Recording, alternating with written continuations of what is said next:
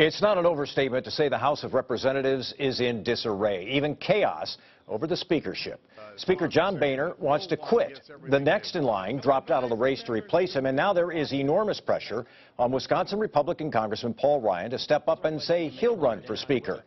Even his former running mate, Mitt Romney, called on Ryan to go for the job.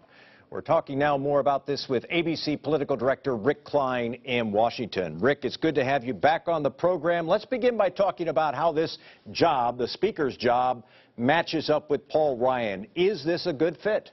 It's a terrible fit, and it's a terrible job at the moment. But the key is right now that the party is basically begging Paul Ryan to take it. There is no plan B right now for Republicans. It's Paul Ryan or bust. It's Paul Ryan or further chaos. So the question is, how much can he hold out, given the fact that the current leadership, some of the shadow leadership, people not in Congress, national leaders, even some Tea Party leaders inside of Congress are all saying this is literally the only man who can get a majority of the House of Representatives behind his bid for speakership. In this period of utter and total disarray, of leaderless House of Representatives, he is the guy. Can he resist that call? He's a family guy, as you know. His father passed away when he was a teenager. He is very close to his kids. He enjoys spending time back here on weekends with his kids. How do you do the Speaker's job and maintain that family relationship? I mean, that's a 24/7 job we're talking about. It is. A couple points I'd make. One is he was willing to become vice president. And maybe that's easier because you get to relocate your family to Washington. But still, the time commitment involved in that's a 24/7 job, too. The other thing is you can, to some degree, make the speakership what you want to make of it. House Speaker John Boehner has his own way of doing business, just like previous speakers have. You can come home as much or as little as you want. You can decide what you want to do with your weekends. Maybe he doesn't hit the fundraising circuit quite as much as John Boehner, who's an empty nester, as Paul Ryan would like to point out. But you are able to control a lot of things around what the job looks like. And you can lean on aides, you can lean on deputies to do some of the other business of being House Speaker.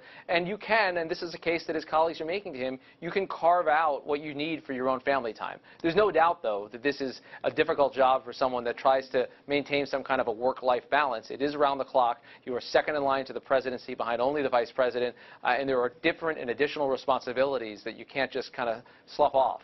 Final question, if he were to turn this down, does he hurt his reputation as a team player? Because a lot of the argument here is you're the only guy who can do this. You need to do it for the team.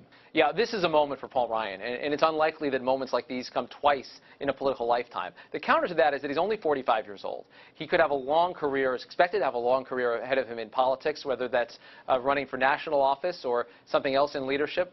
He can make his own future, and he is a strategic thinker, if nothing else, Mike. He's someone that sees down the road about his own career, about his own policy goals. So I don't think this is the last moment for Paul Ryan, but part of the argument people are making is that he is the man for this moment. There are no guarantees about the next moment or the next moment after that. And if you do turn that down, it could have consequences. Other people rise, other people fall. I think telling that he didn't run for president this time around, even though so many other Republicans are currently in the race, he had that opportunity. He didn't take it. So I think he's got a bright future regardless. But I also think it's unlikely that the forces will converge again to essentially hand him a job as powerful as House Speaker all over again.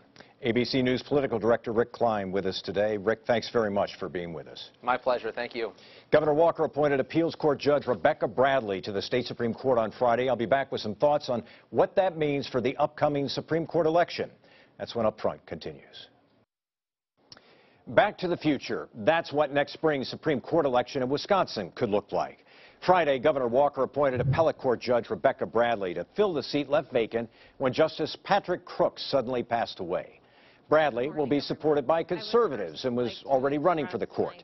There are two other announced candidates, appellate court judge Joanne Kloppenburg and Milwaukee County Circuit Court judge Joe Donald.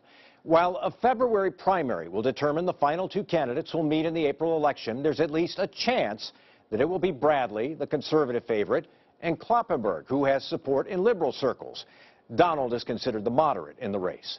If it's Bradley and Kloppenburg, the April election could look a lot like April of 2011, when incumbent Justice David Prosser and Kloppenburg squared off. The first major election since Act 10, the Kloppenburg-Prosser matchup became a referendum on Governor Walker. A bitter election decided by a very slim margin and the subject of a recount. With Bradley now the governor's pick, the stage is set for another fierce battle. It may not be fair to Judge Bradley, but this could be an election where, for at least some, Governor Walker is the issue, even if he's not on the ballot. Thanks for being with us today. I'm Mike Gousha, and I'll see you again next week on Up Front.